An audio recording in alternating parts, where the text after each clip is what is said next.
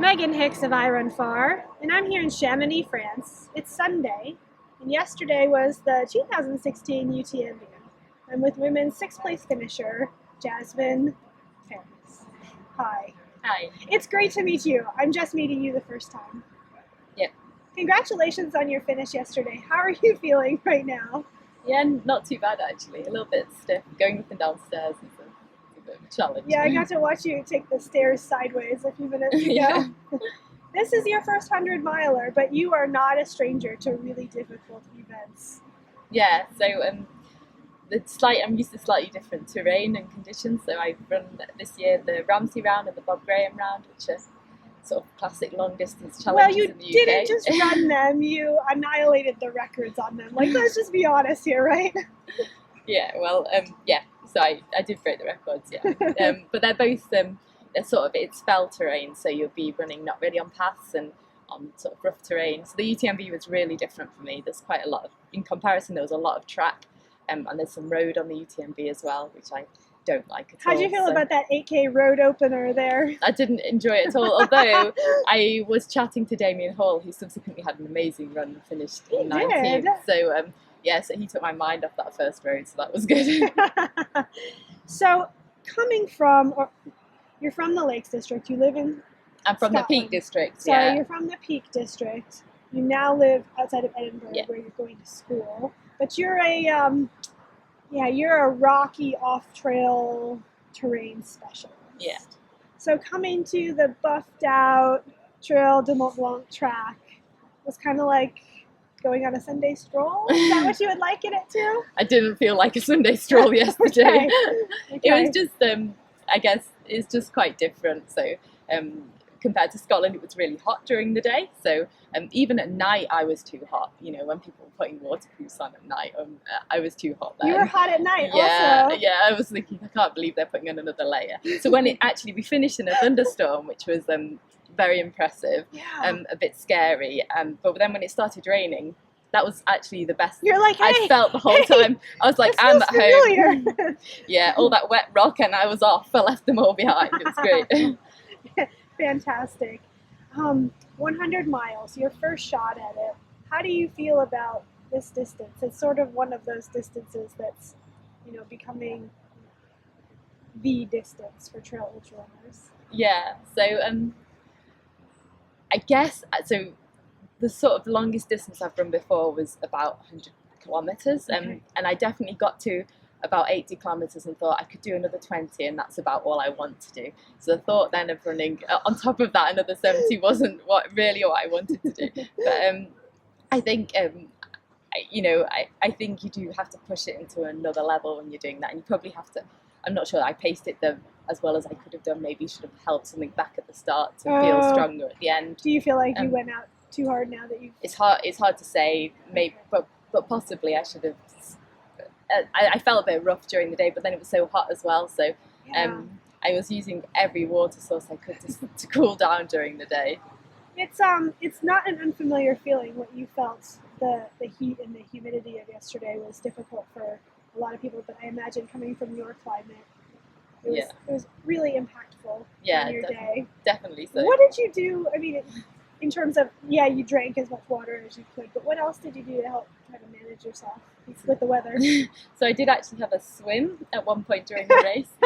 Where'd you swim? I think it's is it Champex Lac, Yeah, the yeah. checkpoint? So 120K into the UTMB, you jump in that lake? Yeah. So I left the checkpoint and I set off around the lake, and I just put my bag on the side and jumped in, fully clothed, shoes included.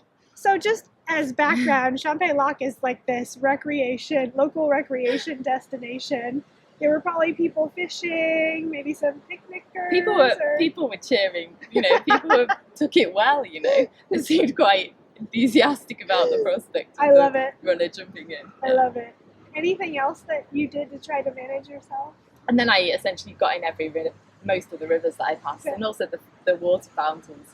I just sort of put the top of my body in whatever I could dip As into. much as you could get yeah. in. I think our photographer actually captured a picture of you sticking your face in some water spout Probably. at some point. It's a great shot. You look relieved. Yeah. So outside of running, how do you spend your time? This is our first time meeting and our first interview with you on I Run Far. Who is Jasmin Paris? So I'm a vet. Okay. I'm a small animal vet, and I'm like a specialist. So I just do internal medicine, it's called. And currently I'm doing a PhD actually, so I'm not doing clinical work for a few years, and I'm studying acute myeloid leukemia. So yeah, I don't work. I have a normal full work life, and running fits in around that. I bet you actually have a more than full-time work Yeah, life. it's not a 9 to 5 job what I do. Yeah. How do you? I mean, you're coming up in the fell running and now the trail ultra running world. So with such force, how do you fit in? I know that the training that I know you need for this. Yeah, so I think essentially the fact is that I love it so much being outside and in the hills that I make it fit in. Okay. So I think sometimes that can work. If I didn't love it as much, then I wouldn't. We don't have a television. Essentially, all I do when I'm not at work is we eat, we sleep, and we run. Yeah.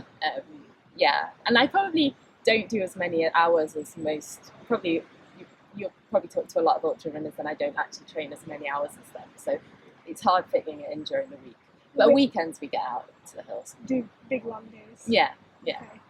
Did you tailor your training at all, or do anything specific in your preparation for UTMB? No. That's a no. No. No? So I mean, this year I've concentrated on longer things. So I did those 2 rounds, the Bob Graham and the Ramsey round, and then 5 weeks ago I ran the Buff Epic Trail, which was the Sky Running Ultra Championship, and then 3 weeks ago I ran Tromso, which was the Sky Running Extreme race. And so I guess I've kept relatively long races in there and challenges. So I've done that, but I didn't do anything specific for the UTMB now. So you did your regular sort of background training, and then did these longer and longer races. And I would say that the background training probably even dropped off, because if you're racing every 2 or 3 weeks, then you spend a few days recovering and then you taper. So a recovery almost turns into a taper. So a very talented off-trail fell runner. What brings you to something like UTMB in the first place? Why are you here? So I think there's several reasons. One of them is, I guess, that I like to challenge myself. So the UTMB was so I would say out of my comfort zone, that it was the challenge of doing a 100-miler, probably certainly one of the most well-known sort of the 100-milers in the world. If you're going to do one, then the UTMB is a decent one to do. Go big or go home.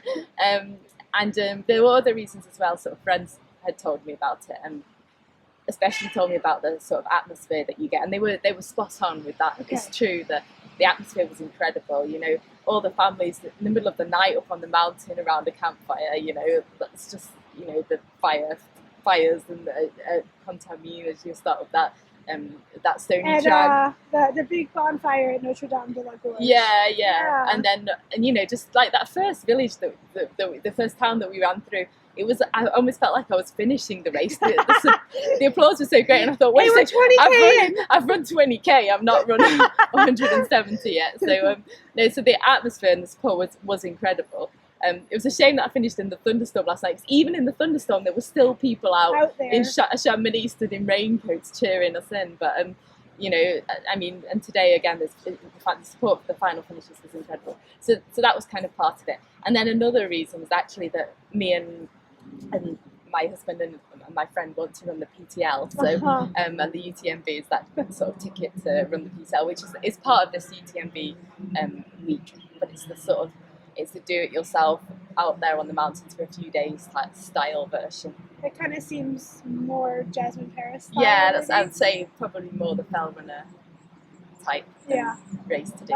You know, unmarked, where you have to kind of navigate yourself. You have to navigate. More technical terrain. Yeah, exactly. And if you look at the amount of ascent there, I think it's like 26,000 meters. It's quite a lot. Yeah. Wicked. And I think they take you up more technical terrain and wilder places. Yeah, you're not going to see as don't think you've really seen loads. So, Yeah, yeah. Well, fantastic. Great to meet you. Congratulations on your 6th place finish. thank you. Look forward to seeing you make the PTL round perhaps next year. Yes, Congrats again. thanks very much.